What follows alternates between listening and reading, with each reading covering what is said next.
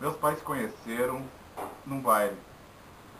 Na época, eles faziam muito baile em casa e foi num baile de amigos que eles se conheceram.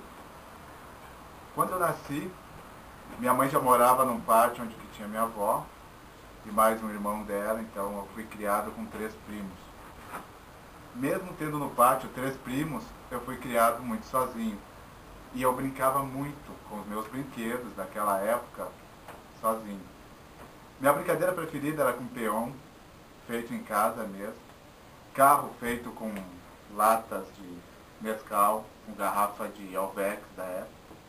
E os meus poucos brinquedos comprados eram bonequinhos de super-heróis pequenos, que eu brincava sozinho embaixo de uma árvore.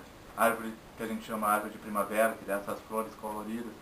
E a minha melhor lembrança e mais marcante da minha infância foi exatamente essa árvore, que eu brincava com ela e conversava com ela. Até por ser sozinho e não ter ninguém para interagir.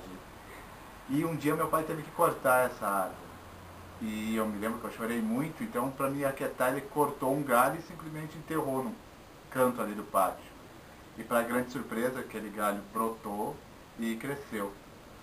Aí mais uma vez tiveram que cortar aquela árvore e eu mesmo, maior, depois de meu pai ter morrido já, eu cortei um pedaço daquela árvore e plantei outro canto. Isso foi na cidade de Sapucaí, onde eu morava, e depois que eu saí de lá e vim para Novo Hamburgo, aquela árvore ainda estava lá e deve estar lá até hoje. Foi criado com auxílio de avós, numa família evangélica, e ali foi plantado em meu coração tudo o que eu sei hoje e acredito sobre o cristianismo.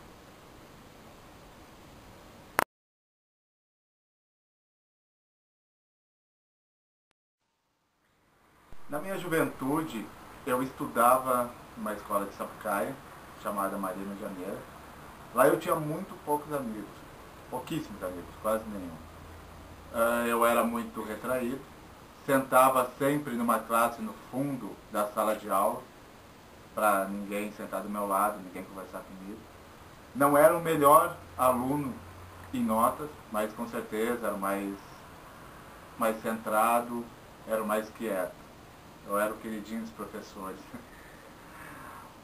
Com o passar dos anos, mais ou menos com 17 anos, eu comecei a namorar mesmo. Naquela época era meados dos anos 80. Para ter uma ideia, as roupas que nós usávamos tinham uma época em que elas eram coloridas, mas nada de brilho, era bem separado o que era para o menino, o que era para a menina. Eu brinco com meus filhos, eu falo que se existisse uma máquina do tempo e a gente pegasse um menino de hoje, com as roupas da moda de hoje, que até eu acho legal, mas a gente colocasse ele dentro da máquina do tempo para ir para os anos 80, com certeza eles iam rir muito, iam achar que eles não eram menininho de verdade, porque é muito, mas muito mesmo parecido com as roupas que as meninas usavam naquela época. Então tinha muito disso. Roupas, cores, músicas, programas, preferências de menino e de menina. Na escola, uma grande diferença que tínhamos é que lá a gente respeitava os professores. Mesmo que já vinham de um processo no qual o professor já não tinha tanto respeito e tanta autonomia, mas com certeza naquela época, se alguma coisa dava errado, os nossos pais iam até a escola e o professor ia perguntar para eles: vem cá, o que está acontecendo com teu filho? O que acontece com a criação dele? Hoje já é diferente. Hoje, se acontece alguma coisa, alguma nota baixa ou alguma reclamação por parte dos professores, os pais vão até a escola e eles perguntam para os professores: o que está acontecendo? Por que o meu filho está com nota baixa? Por que você está pegando no pé dele? Então os valores, eles estão mudando. Bom, com o passar do tempo também eu comecei a sair, deixei de ser tão retraído, menos envergonhado. Aí eu descobri realmente o que era ser adolescente, o que era namorar. Então eu passava os finais de semana esperando os finais de semana, exatamente que era naqueles dias que eu teria companhia. E eu me lembro que um desses namoros, que na nossa época a gente não ficava tanto como ficava agora, mas eu já estava começando também a fase do ficar. Mas o ficar era o máximo, dançar algumas músicas, andar de mãos dadas, talvez um beijo, bem diferente de hoje. E eu me lembro que eu gostava muito de namorar, mas exatamente para curtir, para ter tempo legal, para paquerar, para ficar numa boa, para rir, para brincar. E eu não gostava de discussão, de ceninhas de novela. Então eu tinha alguns amigos que, principalmente as meninas, gostavam de estar arrumando casinho, para estar querendo todo mundo em volta. E eu me lembro que uma vez indo para Porto Alegre, nós estávamos caminhando na rua da praia. E eu estava namorando uma menina já fazia umas 3, 4 semanas. Só que cada vez que nós estávamos sozinhos era legal, mas quando ela tinha outro grupinho de amigos, daí vinha aquela ceninha de ciúme, ficar de carinha amarrada. E nós estávamos indo para um shopping de Porto Alegre, o Iguatemi. E ao caminhar na rua da praia, ela começou a fazer aquela ceninha, já estava enjoando, já sabia o que ia ser o final de semana. Então ela estava discutindo, caminhando do lado dela, quando eu olho tinha entrada para uma galeria Malcom, se não me engano o nome.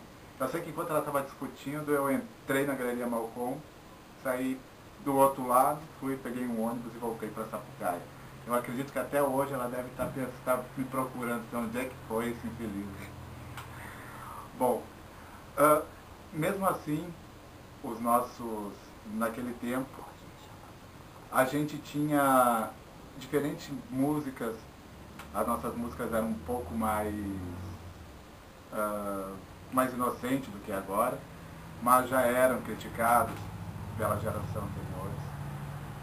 E nós fazíamos muito grupos, a gente chamava de reuniões, mas a gente ia cada final de semana na casa de alguém. Então lá a gente dançava as músicas rock, né, internacional, e tinha música lenta. Então a gente sempre esperava a música lenta para tirar aquela menina que a gente realmente estava afim. E isso era o mais legal do tempo de juventude. As nossas roupas, como eu já havia falado, são roupas que agora a gente enxerga ainda, que está voltando à moda muito dos anos 80. Eram roupas, como eu falei, bem divididas, que era menino e menina, mas tinha uma época que eram bem coloridas. Depois teve uma fase, que era a fase do Dark, onde era usado muito negro. E nessa parte eu me lembro que eu curti bastante.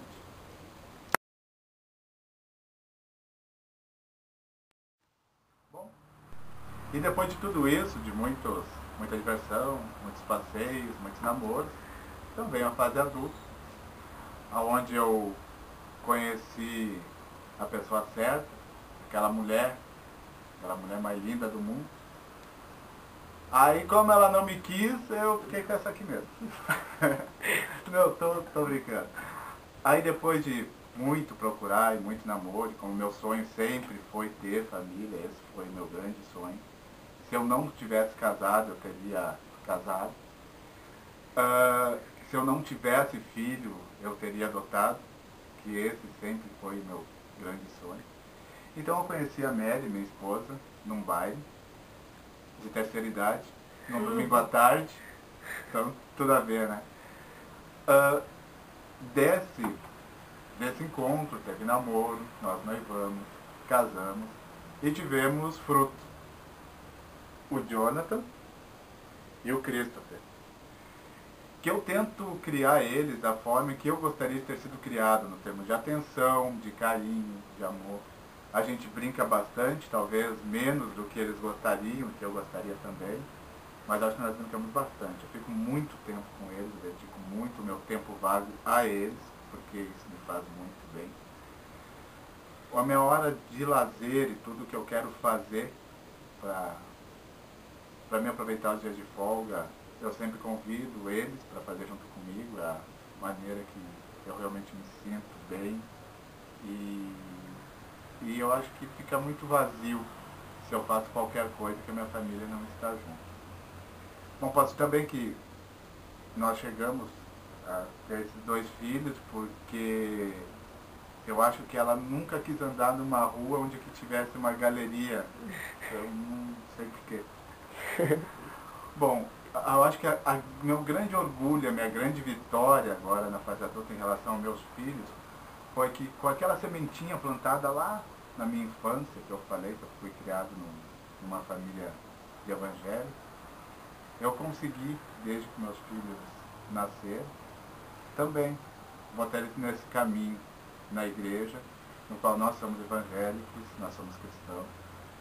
E eu tenho muito orgulho de ver o Jonathan muito ativo e muito focado, muito interessado na igreja, no ensinamento, no caminho de Deus. Não que ele seja um guri perfeito, nós não somos perfeitos, mas pelo menos a gente sabe a verdade, fica muito mais fácil.